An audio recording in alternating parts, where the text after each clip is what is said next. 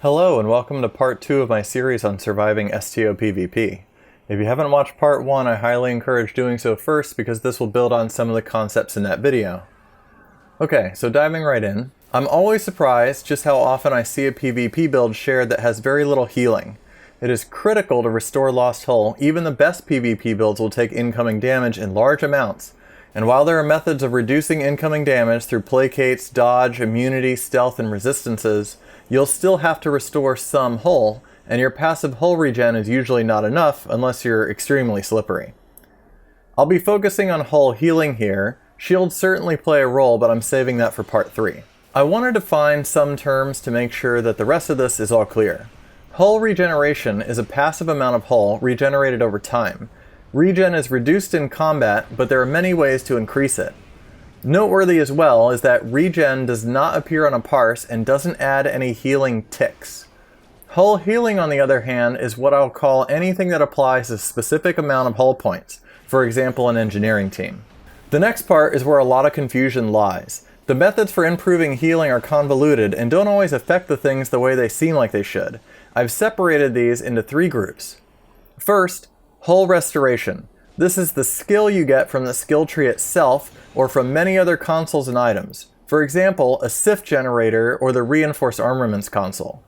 To make things more confusing, the skill tree has a tooltip that says hull restoration increases healing by 50% if we have all 3 points, but it's not treated in the same way that a percentage boost is. Second, healing percentage boost. There's a critical distinction here. This is a flat percentage applied to the heal that increases its value.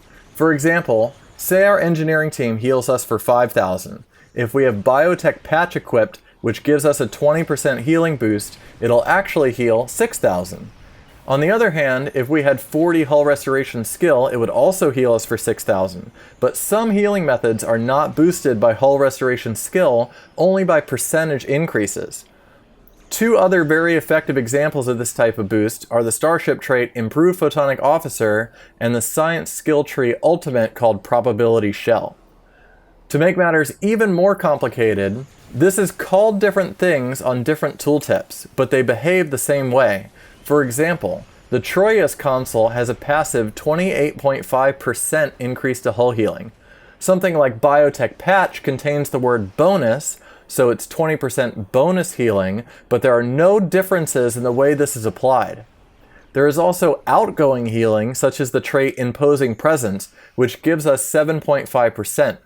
All of these amounts are lumped together in the same healing equation. So for example, if I used all 3 of the things I just mentioned, we'd have a 56% increase in healing. So our example engineering team, if it would have healed 5,000, it now heals 7,800. Very confusing and maybe not intentional, but outgoing healing also improves heals applied to your own ship. And that leads into the third group, incoming healing. This is one I think a lot of players completely miss. If you increase your incoming healing, all healing applied to your ship is increased. An example, if you have Strategist set as active and turn Threatening Stance on, incoming healing is increased by 20%. This affects anything that applies a healing tick, not regen, but this includes engineering team, hazard emitters, reactor structural capacitor, and protomatter tactical consoles, and others. It also improves the amount you can be healed by a teammate. If you have a healer on your team, let's say for example my Malachowski healer, which has an engineering team 3 that heals 40,000 hull, and you have increased your incoming healing by 20%, and I apply that heal to you, you'll receive 48,000 HP. Keeping in mind what we discussed in the last video, that extra 8,000 HP, if you have 66% resistance, is effectively worth another 24,000 incoming damage you can take. This is where I'm going to talk about effective hull.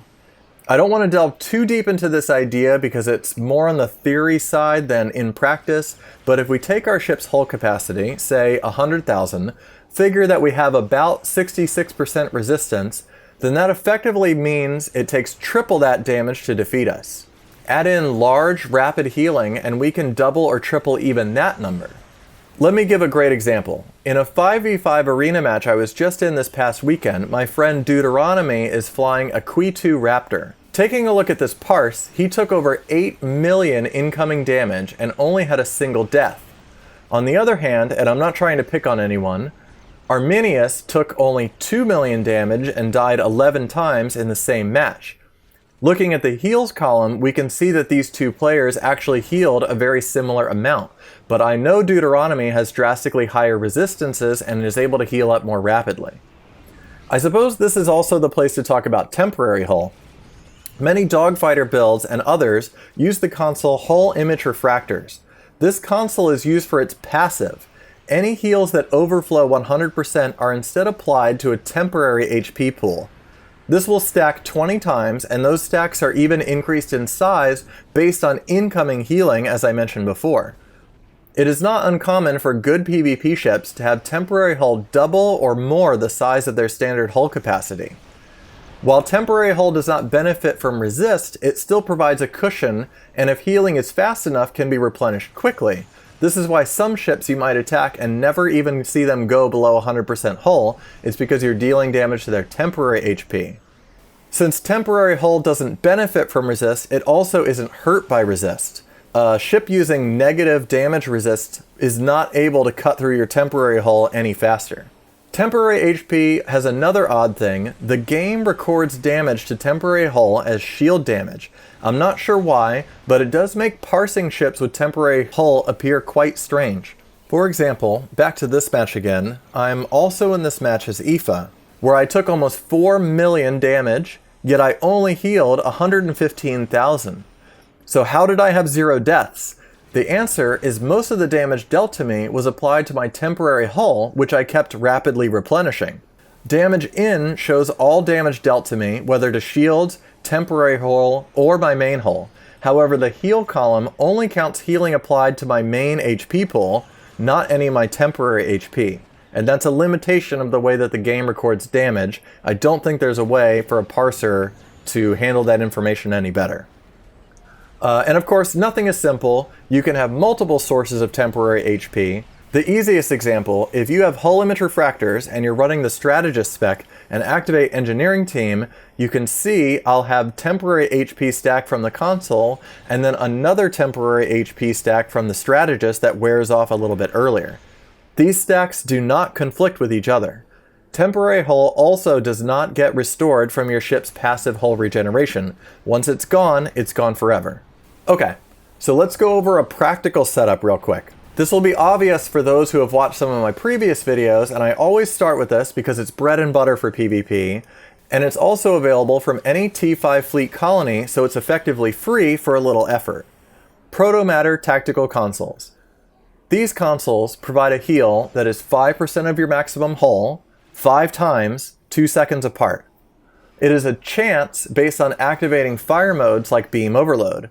The great trick for these is to have both Beam Overload, which we need for dealing damage, as well as a cannon ability.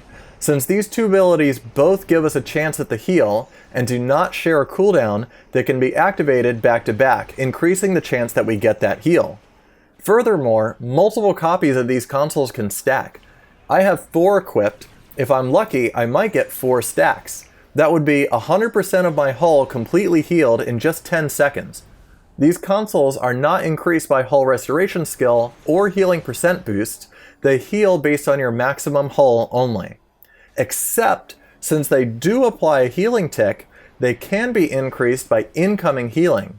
This means that if I'm using, say, Miracle Worker and Strategist specializations, I'm getting 50% incoming healing during combat. So that effectively means each console will heal me for 37.5% of my hull over that 10 seconds instead of just 25%. In my example earlier, if all 4 of them activate, that's 150% of my hull back in 10 seconds, which is important when your hull is being actively depleted by an attacker. On top of that, slotting hull image refractors means we're getting very large stacks of temporary hull. This is why you might see PvP ships with 100,000 HP, sometimes with 200,000 or more temporary hull. This is also why I do not run and would not recommend running heals like hazard emitters on a build like this. Hazard emitters applies 15 healing ticks, and on most builds like this, there is no way each of those ticks is going to be larger than 5% of our maximum hull. Even worse, if we have 20 stacks of temporary hull, say 5,000 in size each, and we activate hazard emitters, the newest stack applied replaces an older stack. So we'd end up with 5 stacks left of 5,000 and 15 stacks of whatever hazard emitters does, which might be as low as a few hundred each. Brace for Impact also does this. It applies a tiny heal over 10 seconds and will effectively strip your own temporary hull. So don't use these abilities unless you either have no temporary hull or are already down to your regular HP pool. Of course, I still use Engineering Team and Aux to Structural on my builds because of their utility, clearing placates and adding one respectively. While we're on the subject of consoles, I just want to mention a couple of others that give us a nice heal. Reiterative Structural Capacitor, the Kabali Regenerative Integrity Field, and Ablative Hazard Shielding supply us with some healing ticks. There are other options like Tippler Cylinder and Obfuscation Screen, but those are usually best reserved for emergencies rather than mid-combat healing. There are also consoles that increase our regen substantially, such as DPRM or the Lucari Protomatter Field Projector. These consoles never show up on Parses because no healing is being applied, just increased regeneration. Let's talk about another common way to heal rapidly, the Starship Trait Polarized Lattice Optimized Tritanium Armor, or Plot Armor.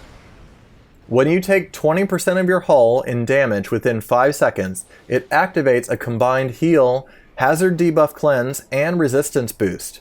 This is a very weird one. It activates all the time because the 20% required to activate it is before resistances.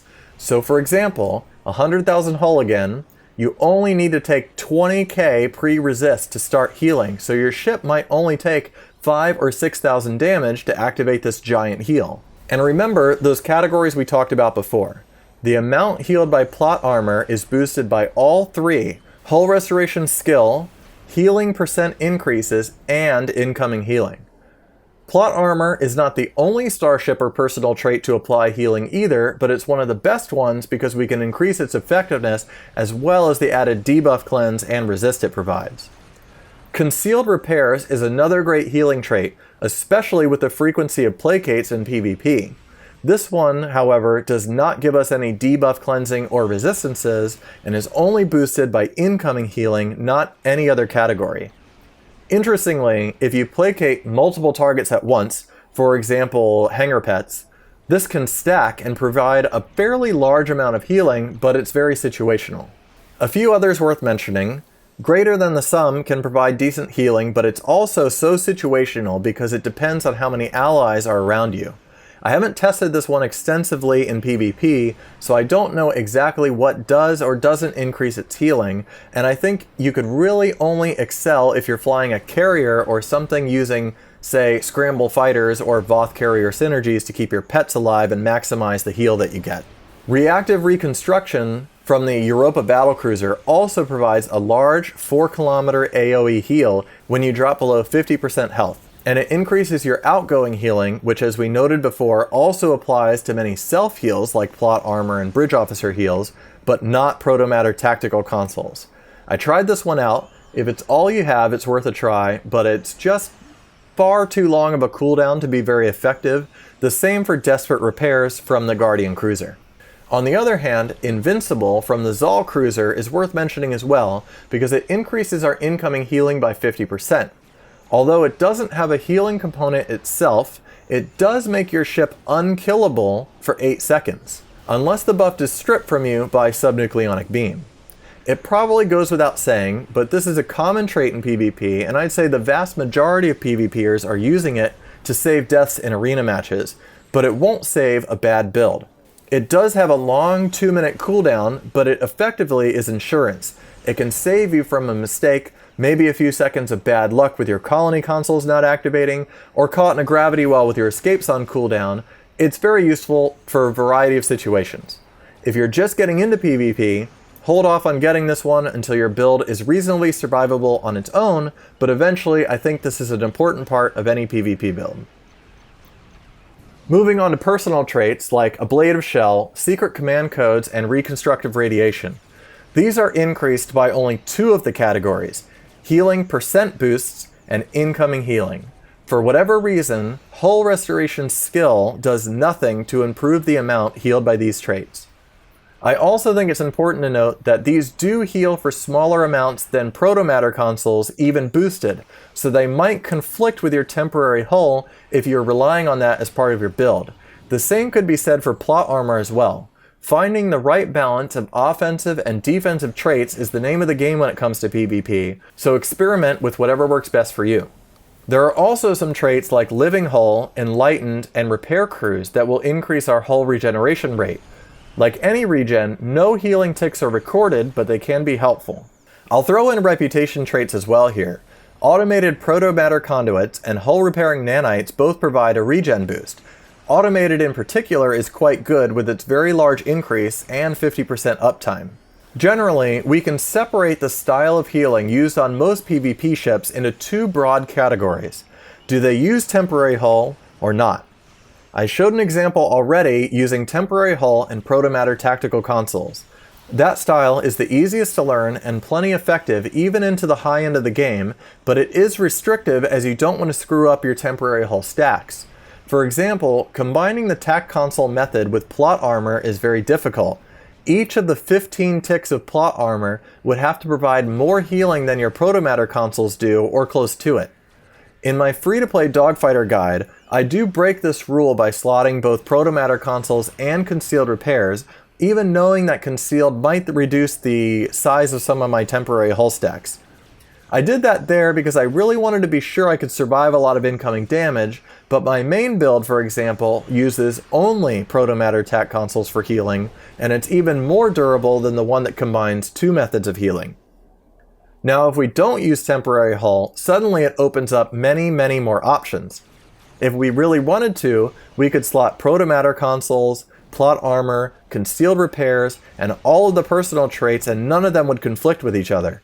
The trade-off is any healing we apply over max hull is just wasted. Traits like plot armor might activate early and waste most of their healing while our hull is already at 99 or 100%, and then be on cooldown when we really need them.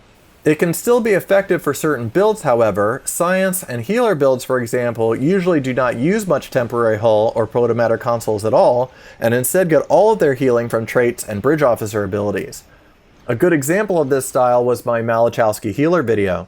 That ship has maximized the potential of its bridge officer heals, personal traits, and uses plot armor as the primary means of self-healing so it can apply its bridge officer heals to teammates. A science build might work the same way, relying on traits for heals so that more space can be used for bridge officer control abilities like gravity well or viral matrix. Of course, there can be escorts without temporary hull, and science ships with it. It's all down to how each player prefers to build their ship. I'd encourage anyone to experiment with which methods of healing work best for them. There's so many ways to do it, and I'm sure I haven't explored them all. Combining healing, damage resistance, and some of the other tricks for avoiding damage, and it's easy to build a ship that can withstand an enormous amount of damage. Players talk about power creep all the time, usually in reference to outgoing damage, but don't understand that we've seen the same type of power creep in survivability measures. On top of that, many of the things that improve our durability are much less expensive than the ones that improve damage. Other than plot armor, none of the things I mentioned in this video are from lockbox or promo ships, and Zal is the only lobby trait I felt was important to cover. Things like protomatter tactical consoles and concealed repairs are so inexpensive you could have them in just a few days, even at a relaxed pace. I hope this helps someone out, and stay tuned for part 3, where I'll talk about shields and other methods of mitigating damage in more detail. Thank you for watching.